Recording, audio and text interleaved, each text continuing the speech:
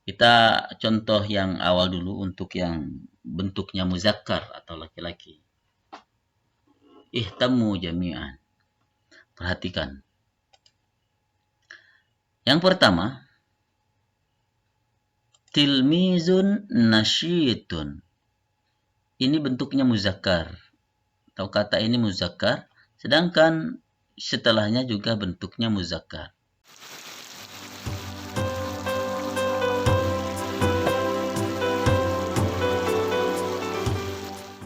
شكرا لكم لمشاهدة هذا الفيديو. Bismillahirrahmanirrahim. Assalamualaikum warahmatullahi wabarakatuh. Berjumpa lagi di Juanda Pirzal Channel, channel peduli pembelajaran bahasa Arab dan pendidikan agama Islam.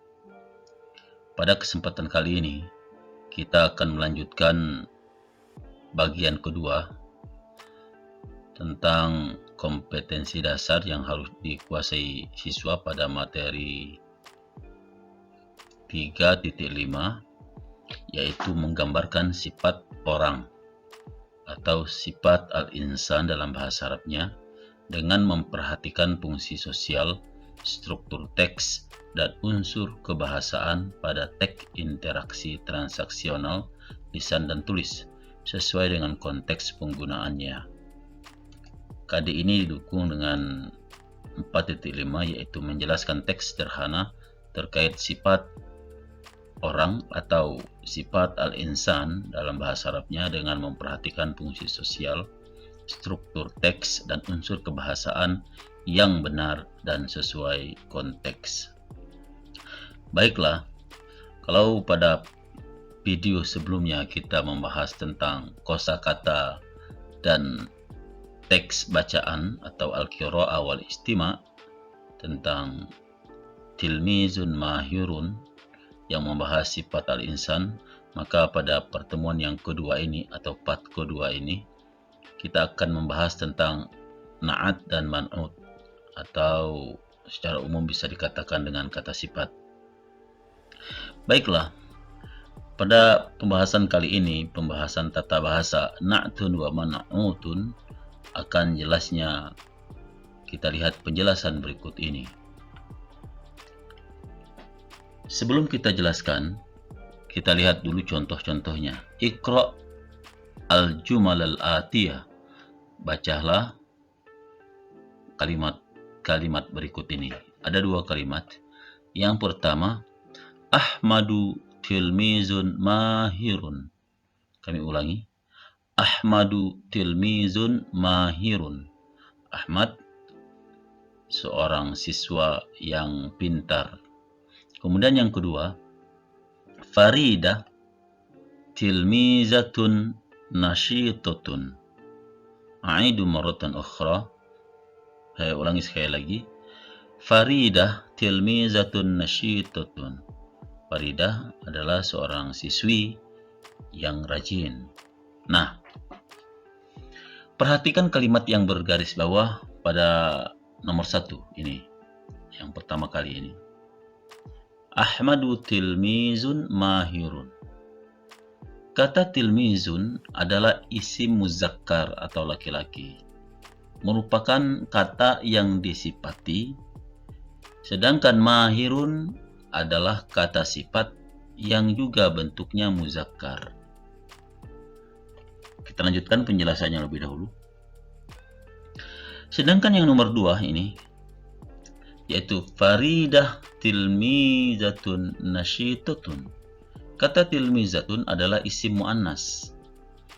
Salah satu ciri muannas kita pahami yaitu ada ta' marbutah atau perempuan, merupakan kata yang disifati.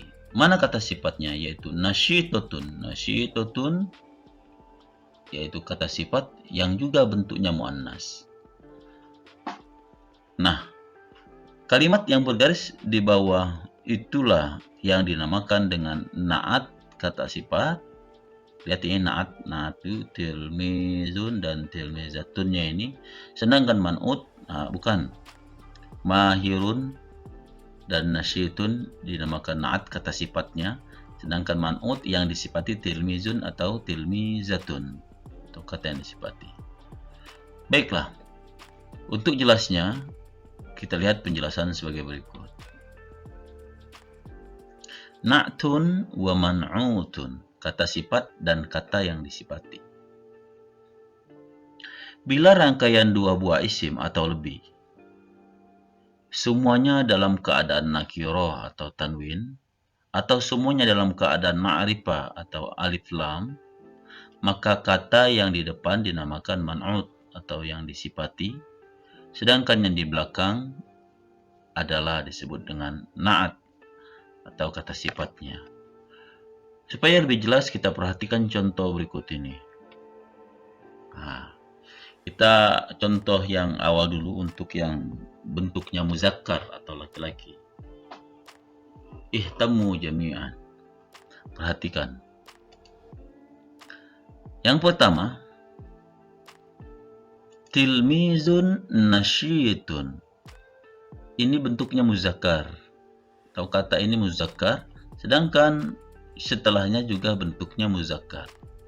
Nah, yang ini disebut dengan kata sifat, sedangkan tilmizunnya ini disebut dengan kata yang disifati. Ini na'at atau na'tunnya, sedangkan ini adalah man'utun. Kita lanjut penjelasannya. Contoh lainnya.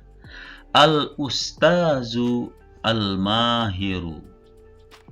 Seorang guru yang pintar. Di sini ada alif lam. Alif lam, maka di sini juga ada alif lam. Sama.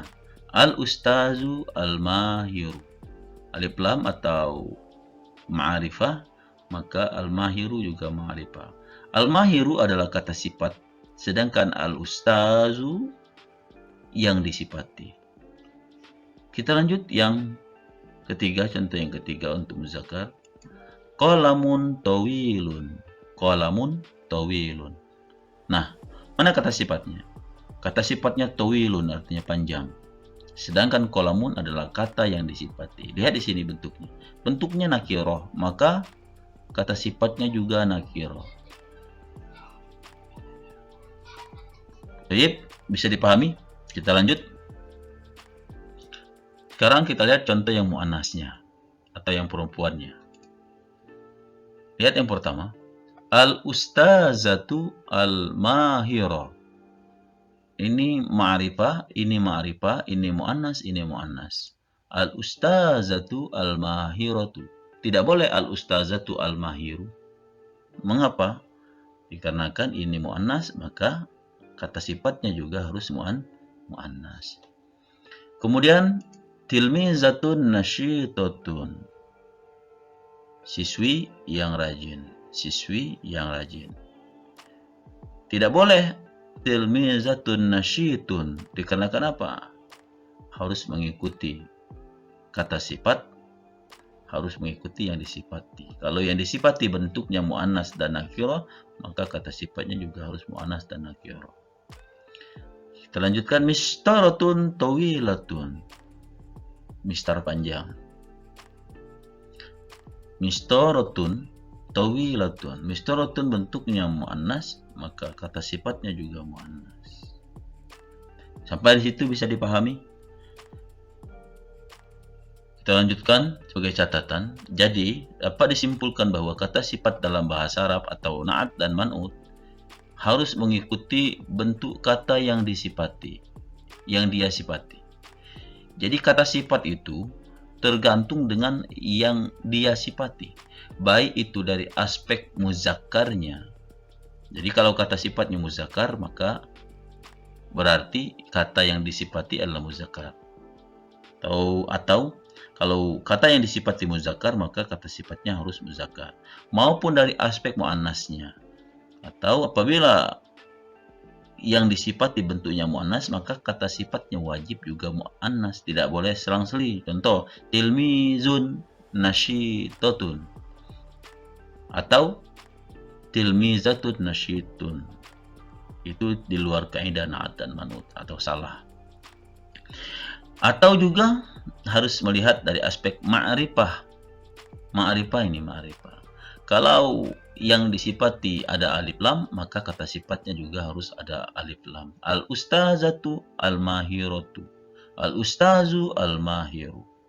Jadi harus menyesuaikan baik itu dari aspek muzakarnya, muannasnya maupun ma'rifahnya. Atau nakirohnya. Nakiroh itu tanpa alif lam. Contoh ini mistorotun tawilatun, qalamun tawilun. Nah, kalau na'at man'ut harus seperti itu.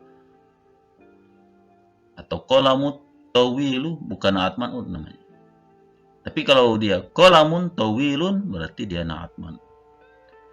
Kalau dia yang diikuti atau yang disifati itu bentuknya muzakkar, maka kata sifatnya harus muzakkar.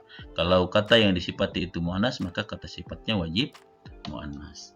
Sekali lagi, untuk penggunaan na'at man'ut wajib melihat kata yang disifatinya. Kalau kata yang disifati berbentuk muzakkar, maka kata sifatnya harus muzakkar. Kalau kata sifatnya ada alif lam, maka yang disifati harus ada alif lam. Kalau kata yang disifatinya muannas, maka kata sifatnya wajib muannas. Mudah-mudahan dapat Terima dipahami. kasih atas segala perhatiannya. Semoga bermanfaat. Sampai jumpa pada pelajaran selanjutnya. Tunggu video-video dari Juanda Pirzal Channel. Maka